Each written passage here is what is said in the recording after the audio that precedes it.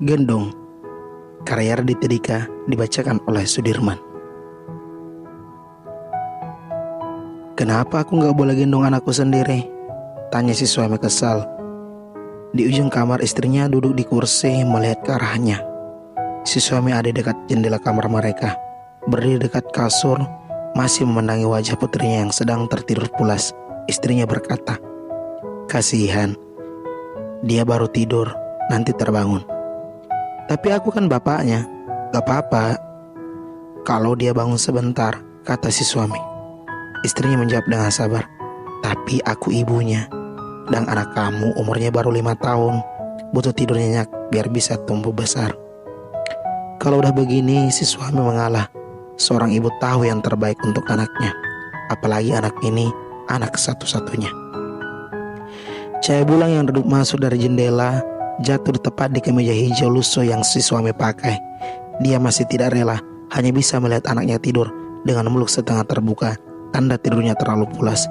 Gigi yang mengintip di bawah bibir terlihat putih seperti susu yang masih segar. Lagian kalau anaknya udah digendong, kamu mau apain? Tanya si istri. Dileting aja gitu. Pertama-tama, kata si suami, aku mau kecup jidaknya. Karena setiap pulang selesai mencari uang, hanya dahi itu yang bisa melarutkan rasa capek yang terkumpul. Aneh loh, bisa lenyap, gak tersisa. Terus, tanya si istri. Terus, aku lihat kelopak matanya. Aku minta maaf, bisik-bisik. Tentu saja, aku mau bilang, maaf ya nak, ayah masih belum bisa beliin mainan kesukaan kamu yang like di Instagram minggu lalu. Maaf, ayah terlalu naif menaruh semua uang keluarga kita di bisnis kafe ayah, hingga gak tersisa dikebuk segala pandemi virus Covid ini. 6 bulan tanpa pemasukan memang waktu yang terlalu lama untuk membuat kafe sederhana ayah rata dengan mimpi yang ayah bangun untuk kita.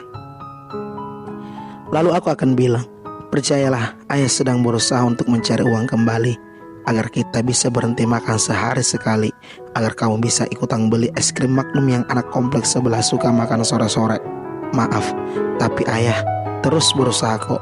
Yakin di tengah pandemi seperti ini akan ada teman atau saudara kita yang baik, meminjamkan uang, memberikan modal usaha untuk kita, usaha dari rumah.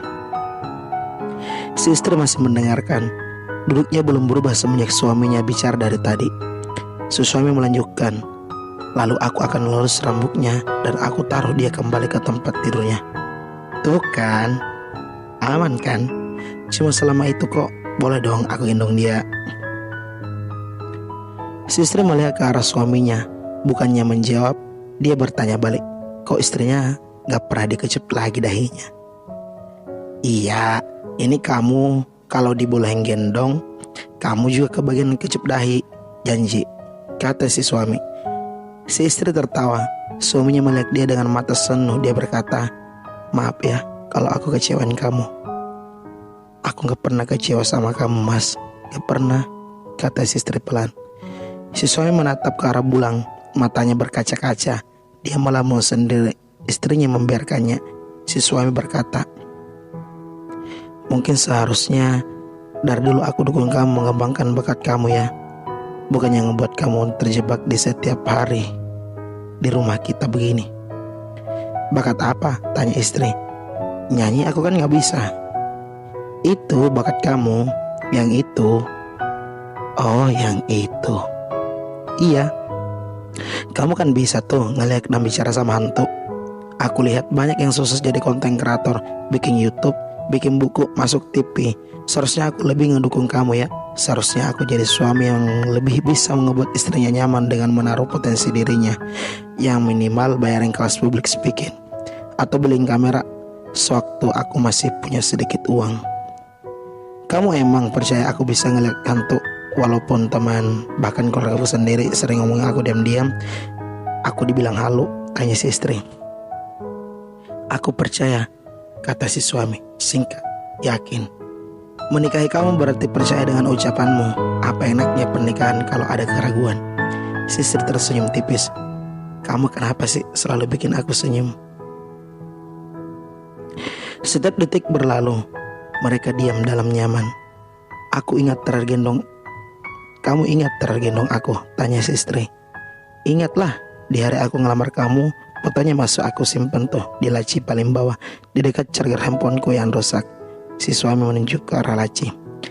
Si istri menarik napas panjang. Dia menandang ke arah suaminya.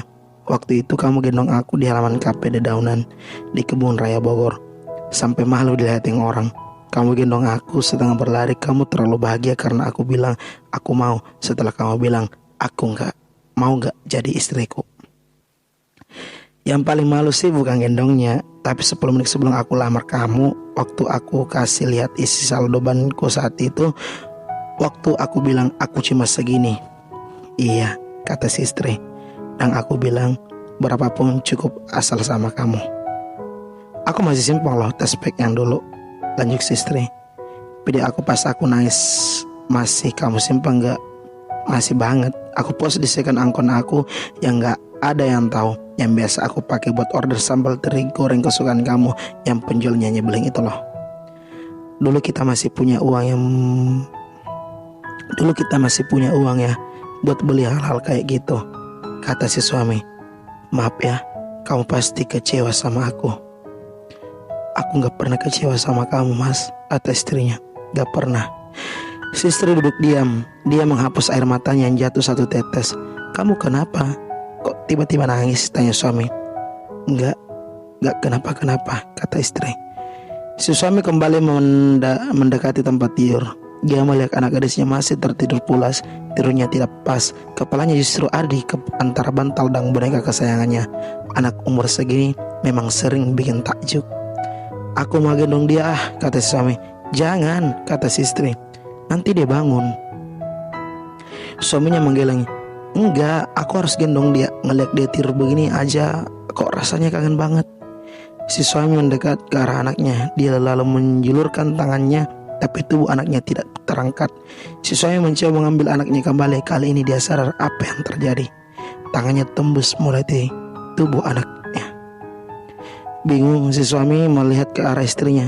Istrinya kembali menghapus satu butir air mata yang baru saja jatuh. Dia lalu berkata, 3 hari yang lalu kamu nyoba minjem uang ke teman lama kamu yang jadi pengawas pabrik beton. Kamu masuk ke kawasan pabrik mengabaikan peringatan orang agar kamu memakai helm pengaman. Tiang itu menggelinding dan seperti takdir yang selalu tepat waktu, tiang itu menimpa kepala kamu." Si suami meraba bagian kanan kepalanya. Ada bagian yang celah, remuk, membentuk cekung ke dalam kepalanya, hangat. Dia tidak berani melihat tangannya karena dia tahu ini pasti penuh darah. Sementara itu tangan yang lain, tangan kiri si suami masih tembus di belakang tengkuk anaknya. Si suami melihat ke arah istrinya. "Kenapa kamu gak bilang dari tadi?" "Karena aku mau membiarkan kamu pamit," kata si istri. Si anak terbangun oleh rasa dingin yang asin di tengkuknya. Si anak membuka matanya, dia kebingungan. Si anak lalu duduk diam melihat ibunya yang sedang menyeka pipi yang basah. Si anak lalu melihat ke arah depan. Dia tidak melihat apa-apa. Hanya mereka berdua di ruangan ini dan cahaya bulan yang jatuh ke tembok. Sejenak si anak merasakan rindu yang sangat deras di dadanya, seolah ada simpul kusuk yang ditarik-tarik ke segala arah. Dia tahu dia rindu digendong ayahnya.